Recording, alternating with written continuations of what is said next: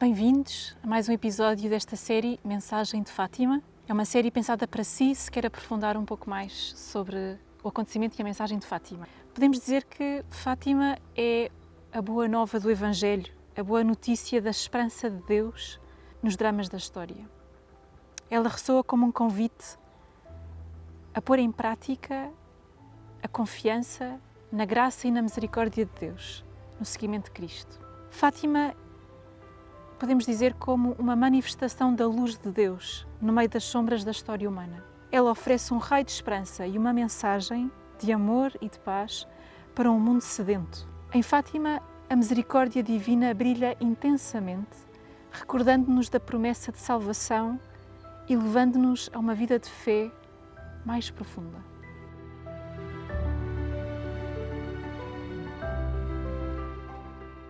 Encontro-me aqui, na Loca do Cabeço, onde em 1916 se deram a primeira e a terceira aparição do anjo. Hoje iremos olhar para a terceira aparição do anjo que conclui este ciclo angélico. Intensas e belas foram as experiências que os pastorinhos viveram aqui neste lugar.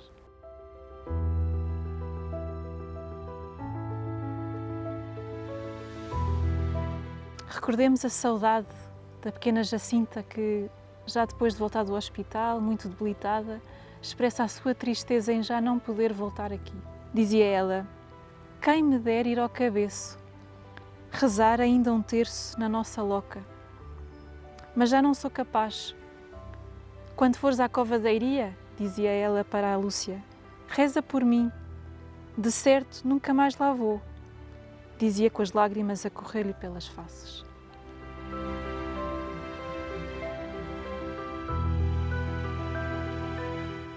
Então, o que aconteceu neste lugar é extraordinário. A força e a imensidão de Deus que os pastorinhos aqui experimentaram, capaz de transformar as suas vidas numa entrega total por amor aos pecadores, configurada, aliás, com a entrega de Jesus, a sua entrega ao Pai por amor aos pecadores.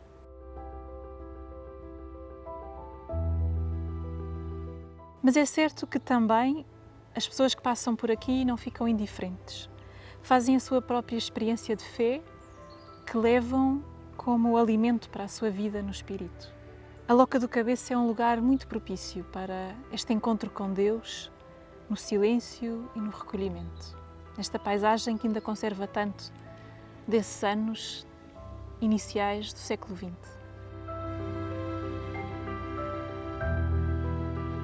Esta terceira aparição ocorreu no outono. Lembramos que a primeira aconteceu na primavera de 1916, a segunda no verão e a terceira tem lugar no outono desse mesmo ano. Nesse dia, os três estavam aqui e rezavam a oração ensinada pelo anjo na sua primeira aparição. E eis quando, subitamente, sentiram-se envolvidos por uma luz intensa e, ao erguerem-se, notam a presença do anjo, mais uma vez. Desta vez, trazia nas mãos um cálice com uma hóstia suspensa, da qual caem algumas gotas de sangue.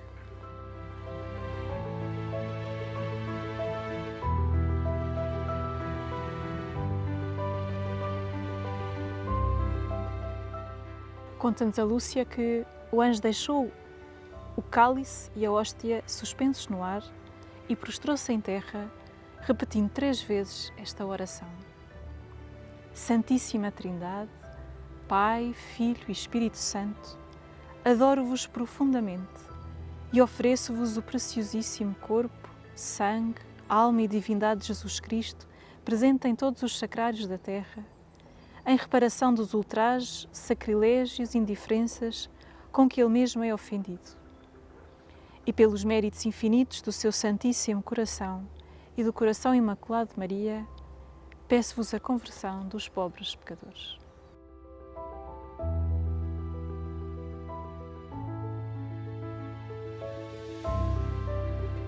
No final da oração, a irmã Lúcia conta-nos nas suas memórias o que aconteceu. Diz-nos ela: depois, levantando-se, tomou de novo na mão o cálice e a hóstia e deu-me a hóstia a mim E o que continha o cálice deu-o a beber à Jacinta e ao Francisco, dizendo ao mesmo tempo: Tomai e bebei o corpo e o sangue de Jesus Cristo, horrivelmente ultrajado pelos homens ingratos. Reparai os seus crimes e consolai o vosso Deus. De novo se prostrou em terra e repetiu conosco mais 3 vezes a mesma oração. Santíssima Trindade, Pai, Filho e Espírito Santo, adoro-vos profundamente e ofereço-vos o preciosíssimo corpo, sangue, alma e divindade de Jesus Cristo, presente em todos os sacrários da terra. Os pastorinhos repetiram esta oração. Diz-nos a Lúcia que a presença de Deus sentia-se tão intensa que nem davam pela sua própria existência. Perderam completamente a noção do tempo. Uma vez mais, permaneceram em silêncio e voltaram a casa já muito tarde. E desta aparição do anjo, podemos retirar para nós.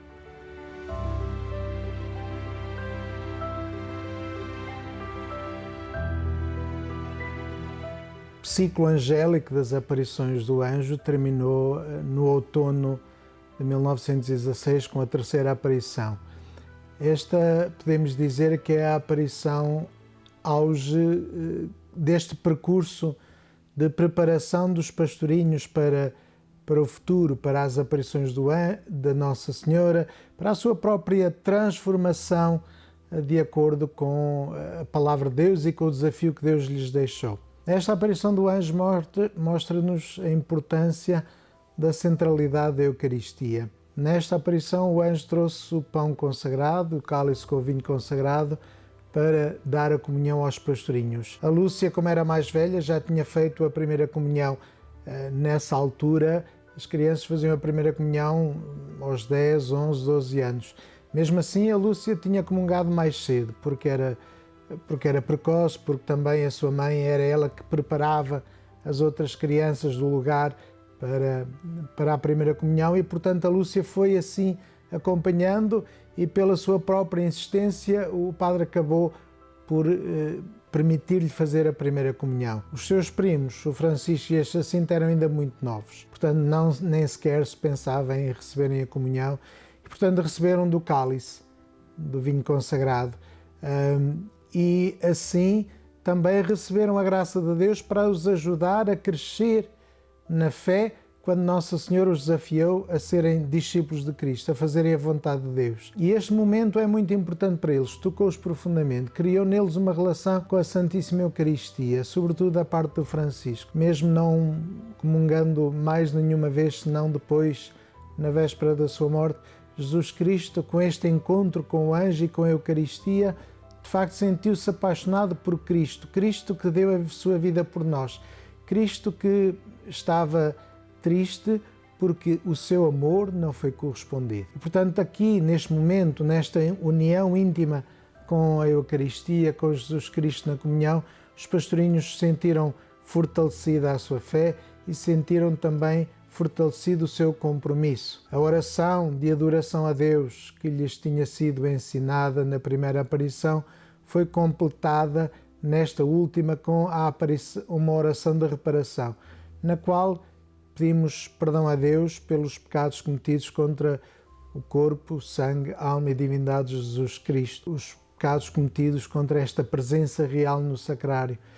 E, de facto, é importante também aqui, neste aspecto, percebermos uma dimensão fundamental da pessoa de Jesus Cristo, de quem é Jesus Cristo. Quando nós dizemos ofereço o preciosíssimo corpo, sangue, alma e divindade de Jesus Cristo, percebemos claramente que Jesus, de facto, é verdadeiramente homem e verdadeiramente Deus. É verdadeiramente homem porque tem um corpo e uma alma humanos. Não é apenas um corpo animado pela divindade. Não é uma casca ou uma marionete que Deus usa para se representar ou para agir. Não, é verdadeiramente homem. No seu corpo, no seu sangue, na sua alma, na sua humanidade, Jesus está ali presente. E esta presença que se dá a nós em cada Eucaristia. Foi esta presença que os pastorinhos de facto descobriram, porque só assim, neste encontro pessoal com Cristo, é que seriam capazes de aceitar e de acolher e depois de viver os desafios de Nossa Senhora. Na terceira aparição, o anjo disse: reparai os crimes da humanidade, contra Deus, contra a presença real de Cristo na Eucaristia, contra estas comunhões superficiais que tanta gente faz, sobretudo também depois naquele tempo, tendo em conta a doutrina que os Papas iam reforçando da importância da comunhão frequente, da importância da comunhão para as crianças, logo a partir da idade da razão, dos 7 anos. Houve também, de facto, esta mudança de perceber que também as crianças eram dignas de receber e tinham consciência de quem era Jesus Cristo na Eucaristia. Portanto, começaram a receber mais cedo a comunhão. Os pastorinhos foram um modelo e um exemplo dessa possibilidade de receber. Pela cultura, pela realidade da fé, da comunidade cristã em que estavam inseridos, não foi preciso. A Jacinta nunca mais comungou. Também é importante repararmos para isto, que ela viveu uma vida de santidade apenas com esta primeira comunhão. Mas foi uma comunhão que a fortaleceu de tal maneira que ela nunca mais se quis separar de Deus. E o que ela queria, acima de tudo, era que ninguém se separasse de Deus, que ninguém fosse para o inferno. E foi a partir daqui, deste encontro com o anjo, deste momento de intimidade com Cristo também. E é importante descobrirmos também esta disposição para nos entregarmos a Deus, para nos entregarmos a Deus também nesta contemplação, na adoração. Os pastorinhos, como o anjo, prostraram-se diante do Santíssimo Sacramento. Nós habitualmente não temos esta posição da prostração. Nas Eucaristias estamos de pé e ajoelhamos para a consagração, mas esta atitude de despojamento absoluto diante de Deus, reconhecendo a sua grandeza, reconhecendo a sua dimensão de Criador, de Salvador e de Santificador. Ajoelhamos diante de Deus que se faz milagre todos os dias na Eucaristia. Ajoelhamos diante de Deus que se vulnerabiliza por amor a nós, que se torna ali presente, aprisionado naquele pão e naquele vinho, por amor a nós, porque nos ama e porque quer a nossa vida. E nós, ao contemplarmos Jesus na Eucaristia, seja na missa, sobretudo, seja também quando passamos pela igreja e nos detemos diante do sacrário, quando nos ajoelhamos diante do sacrário e colocamos diante de Deus toda a nossa vida, é porque de facto sabemos que Ele é a nossa força e Ele nos vai acompanhando e nos vai guiando. E este Cristo que é o nosso alimento, a verdadeira carne, é de facto esta vida que se dá por nós. E nós, reconhecidos, procuramos também dar a vida pelos outros, dar a vida por amor a Deus, como o Francisco, que passava horas longuíssimas diante do sacrário.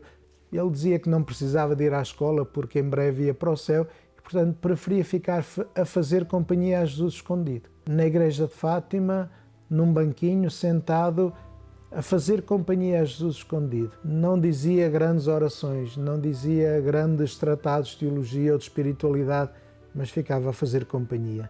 Ficava a dizer, tu estás aí e eu não quero que estejas sozinho, e pois eu estou aqui. Reconhecia de facto naquele sacrário a pessoa de Jesus Cristo e com quem ia criando uma relação pessoal de vida, de comunhão, de confiança, de diálogo também. E depois a sua irmã, Santa Jacinta, neste compromisso como Cristo pela salvação da humanidade. Ela, de facto, a partir deste momento, a partir da comunhão, a partir do encontro com o anjo e depois a partir também de Nossa Senhora, que iria imitar Jesus para salvar os pecadores. Já antes, ainda antes das aparições, ela mostrava esse amor para fazer como o nosso Senhor Jesus Cristo, no meio das ovelhas e com as mais fracas ao colo.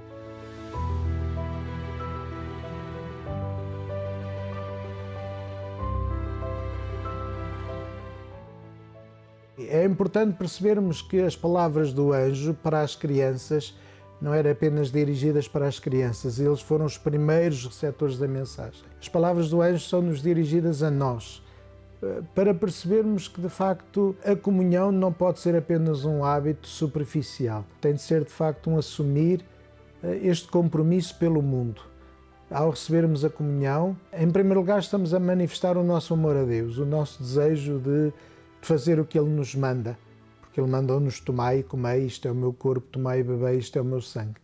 Mas, por outro lado, ao recebermos Jesus na Eucaristia, recebemos a tarefa de reencarnar Cristo no mundo, de reencarnar de uma forma construtiva, de uma forma transformadora. Por isso o anjo falava na reparação, que é uma palavra e um conceito que está muito presente na mensagem de Fátima.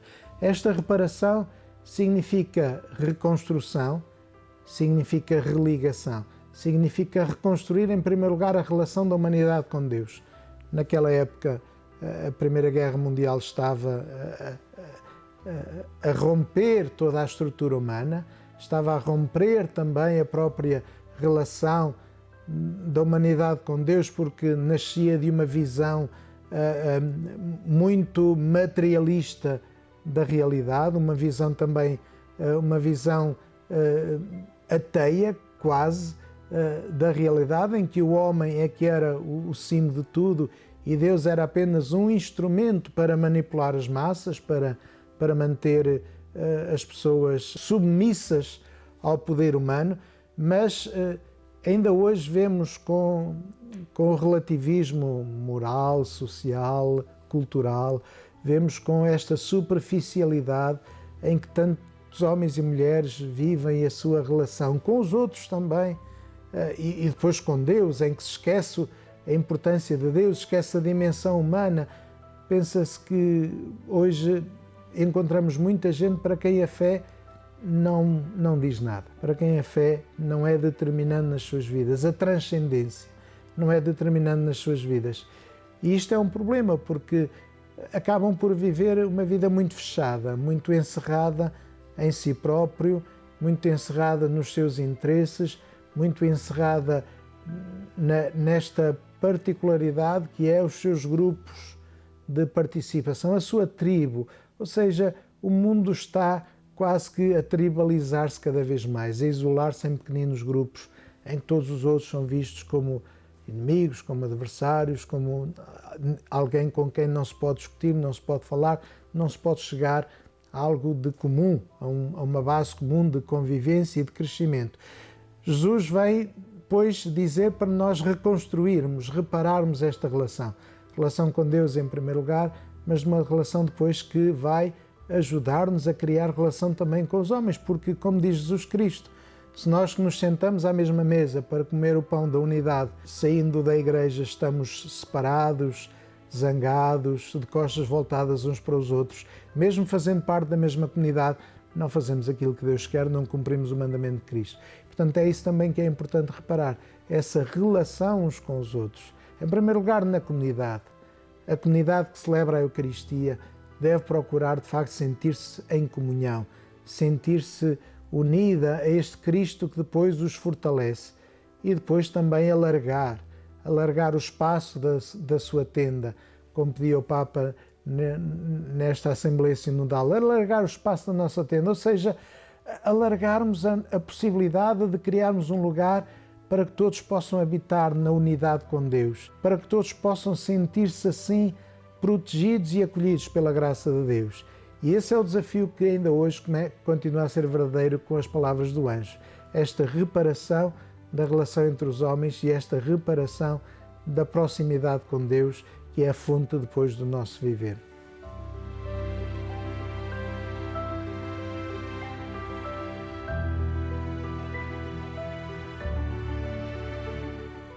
Depois das visitas do anjo e das suas recomendações, já no final deste itinerário que o anjo fez com os três, os pastorinhos experimentavam uma grande união com Deus. Procuravam com muita perseverança a oração e formas de oferecer algum sacrifício pela conversão dos pecadores e, desta forma, consolar o coração de Deus e de Maria.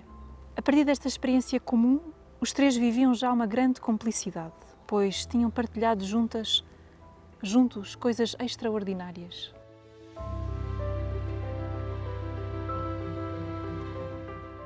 Estando os três, dedicavam-se a rezar as orações que o anjo lhes ensinou e podiam falar à vontade daquilo que tinham vivenciado. Ao longo dos seus escritos, a irmã Lúcia vai nos dar a ver como cada um, a seu modo, se tornou testemunha do conteúdo destas aparições do anjo e depois, mais tarde, também testemunha do dom que receberam pelas mãos de Maria, cada um com a sua missão. Lembramos que cada episódio desta temporada será exibido no primeiro sábado de cada mês, dia em que Nossa Senhora pediu a devoção reparadora dos 5 primeiros sábados, e será repetido no dia 13 desse mesmo mês, em que lembramos que Nossa Senhora apareceu em Fátima. Ao longo destes episódios mensais, iremos abordar diferentes personagens, acontecimentos do acontecimento de Fátima, de modo a aprofundar melhor esta mensagem. No próximo mês, iremos viajar para o ano de 1917, a quando da primeira aparição de Nossa Senhora na Cova da Iria, em maio. Mas até lá, não nos esqueçamos de levar alguma coisa desta aparição do anjo para o nosso cotidiano.